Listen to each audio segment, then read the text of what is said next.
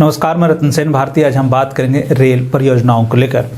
Railway यातायात के सबसे बड़े साधनों में से एक माना जाता है। रेलवे को लेकर यह कहा जाता है कि रेलवे में एक साथ सबसे ज़्यादा लोग यात्रा कर सकते हैं। ऐसे में रेलवे की पहुंच जितनी ज़्यादा दूरी तक होगी, यातायात में लोगों को उतनी ही ज़्यादा सहूलियत होगी। ऐसे में बिहार में कई ऐसी रेल परियोजनाएँ हैं जो कि लंबे समय से लंबित पड़ी है, जिसे चालू हो जाने के बाद से लोगों की ज़्यादातर परेशानियों का सामना न करना पड़ेगा, यानी कि उनकी यात्रा सुगम हो जाएगी। लेकिन प्रदेश के कई ऐसे क्षेत्र हैं जहां पर लंबे समय से रेल परियोजनाएं तो है, लेकिन पैसे के अभाव या फिर सरकारी लचर व्यवस्था के कारण आखिरी मुकाम तक नहीं पहुंच पा रही है। ऐसे में अब बिहार सरकार के राजस्व एवं भूमि सुधार विभाग के मंत्री आलोक मेहता ने रेल परियोजनाओं के लिए जमीन अधिग्रहण की प्रक्रिया को बहुत ही जल्द पूरा करने का निर्देश जारी किया है। मीडिया में चल रही खबरों की माने तो बिहार में करीब 1 दर्जन रेल परियोजनाओं के लिए जमीन अधिग्रहण की प्रक्रिया चल रही है। उन्होंने यह भी कहा कि कई परियोजनाओं का मुआवजा के स्तर पर पहुंचा हुआ है। साथ ही साथ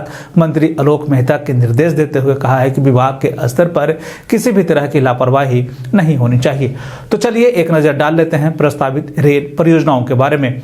बिहार सिर्फ शेखपुरा नई रेल लाइन परियोजना, इस नई रेल लाइन परियोजना में नारायणपुर मौजा में 200 रैयत है, जिनके विस्तार से प्रतिवेदन की मांग की गई है तथा रेलवे को दखल कब्जा सौंपने के लिए निर्देश भी जारी किया गया है। अररिया गलगलिया रेल परियोजना, यह रेल परियोजना अररिया जिला के तहत आता है। इसमें भूमि अधिग्रहण का काम समाप्त हो गया। साथ ही साथ 80% मुआवजा की भी राशि बांट दी गई है, लेकिन 20% रैयत रेलवे द्वारा मुआवजा वितरण पूरा नहीं किए जाने के कारण कार्य में बाधा उत्पन्न कर रहे हैं। किशनगंज जिला में भी इस परियोजना के लिए 40 एकड़ भूमि का मुआवजा वितरण मामला लंबित है, जिसको लेकर बिहार सरकार ने मार्च में इसकी पूरी कार्रवाई करने की बात कही है। इसके बाद दरभंगा बाईपास रेल लाइन दोहरीकरण, इस रेल परियोजना में 175.00 करोड़ रुपए खर्च होने की बात कही गई है। इस परियोजना में 48 करोड़ का मुआवजा का भुगतान किया गया है। हालांकि बाकी बचे पैसे को लेकर अभी मामला चल रहा है।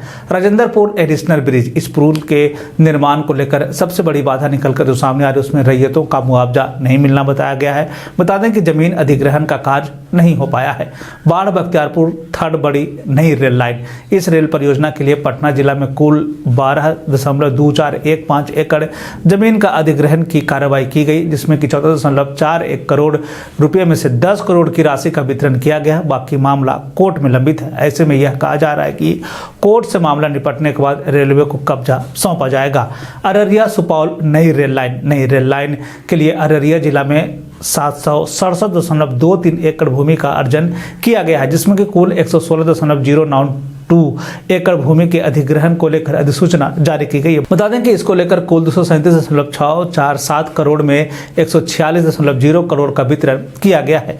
छपरा मुजफ्फरपुर नई रेल लाइन, इस योजना को लेकर कुल 180.705 एकड़ के लिए मिले 204.00 करोड़ में से 147 करोड़ की राशि वितरित की गई है। हाजीपुर सुगौली नई रेल लाइन को लेकर पूर्वी चंपारण में 2 चरणों में कुल 181.72 एकड़ भूमि का अर्जन किया जाना है, जिसके पहले चरण में 28 मौजों की कुल राशि 228.18 करोड़ रुपए का अर्जन और दखल कब्जा रेलवे को सौंपा जाएगा। इसके साथ साथ दूसरे चरण में 21 मौजों में 18 मौजों की भूमि का दखल कब्जा रेलवे को सौंपा गया है। इसके साथ साथ 3 मौजों में 208.0966 एकड़ भूमि का डीपीआर इन दिनों प्रक्रियाधीन है। तो ये वो रेल परियोजनाएं हैं जो कि बिहार में लंबित पड़ी है। ऐसे में उम्मीद की जा रही है कि आने वाले दिनों में इन रेल परियोजनाओं में पैसे दिए जा सके, या फिर सरकारी लचर व्यवस्था के कारण जो अब तक इस परियोजनाओं की शुरुआत नहीं हो पाई है, उसमें तेजी देखी जा सके, ताकि इन इलाके के लोगों को यात्रा सुगम हो सके।